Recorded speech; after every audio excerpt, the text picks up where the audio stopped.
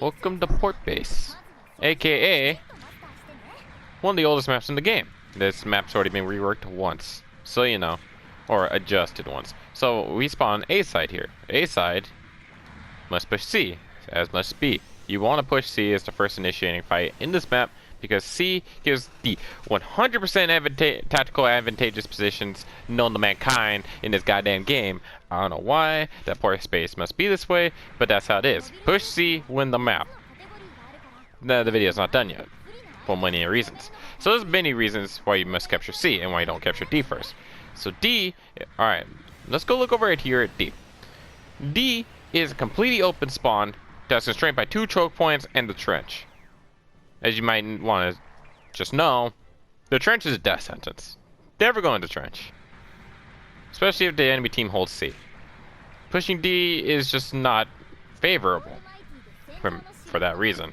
If they take C and you took D, you lost half the war already, because you can't escape D without them seeing you from C, but you can escape C without D seeing you at all. So, plus C provides cover for both home base objectives. A and B side are both covered by the central structure of C, again in case it's the flag. At the same time, the HVLs also provide cover from the adjacent bases and provide firing points onto those bases. Both provide right-handed peaks for both sides. That makes C a very influential pivot point because it also controls the cover trench as well as the entire mountain side of the map. So, all in all, if you control C, you can control D, but you cannot control D and take C. It's much more of an uphill battle. So, C allows you to control both the water side and the mountain side of the map pretty effortlessly. From B side, you have a lot more cover heading back from your base to C. Both B and A spawns are both snipeable from C. You cannot spawn in without at least taking shots when your iframes leave or end from C snipers. B generals and supports can shoot at C pretty effortlessly. Let's be real here. The raid is not going to be saying they're sniping you unless it's a Goku Marine or GPO2. So, the big problem with pushing from what we'll call it blue side, because that's where you spawn on free practice. Blue side, this is when your approaches. Look how much cover there is and how much open ground there is. If you looked at B side, there is buildings everywhere. Granted, there are a lot more choke points, but cover actually slow creeping up to C, buildings you can hide on top of or jump over and get a shot on the C is much more plentiful. So, essentially, if A side loses the push on C and B team captures both C and D, A side is going to be in for a much more worse time than, say, B side were. B side has a lot more counter strategy or counterplay into the C take. They have roofs that can shoot from further away. They have more cover to shoot from further away that are right-handed peaks on the C. A side does not really have that. They have a push route into D that is completely covered. But the thing is, contesting C does not work that way. Contesting C is nothing but left-handed peaks and half cover. That is completely countered by this entire HLV right here. Do not get stuck in the trench. The only cover in the trench is next to the ramps at B side and A side and the pillars holding up the piping.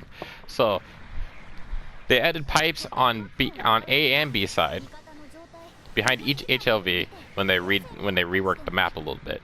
These allow you to push from a flanking angle on the C to overlook the ramp for both sides. This also eliminates the cluster that used to be that HLV a year ago. So essentially, you want at least some of your teammates to push each HLV on your side, as well as you want people to come over the pipe and up the ramp.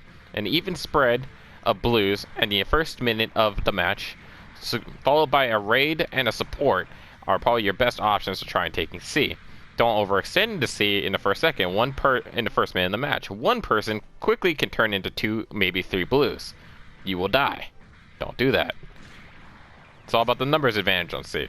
The team that gets the first 2 picks on C and maintains at least and then has enough of the enemy team whittled down will win the fight on C. Don't throw that fight. port base is that first fight. Don't lose it. It is less forgiving than Abandoned City, way less forgiving than Ruined City, and it's about a Desert Impact site. They just don't compare. Those two maps are more along the lines of just try and bash head against freaking wall and make sure it freaking works kind of deal. But you know, essentially, A side, you don't got a lot of cover. You have to take C. You have a lot less of an advantage or counterplay possibility if you don't take C. So just remember that A side, and B side. That is where C is where you should be within the first minute.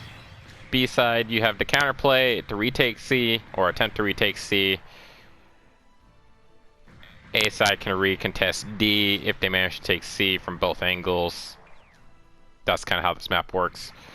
So, any debate about this can be shared in the comments, and or if you're part of my clan, KFC, 5-piece bucket, you can message me or in the Discord about what you how you think or feel this map should be played. So, keep it at that.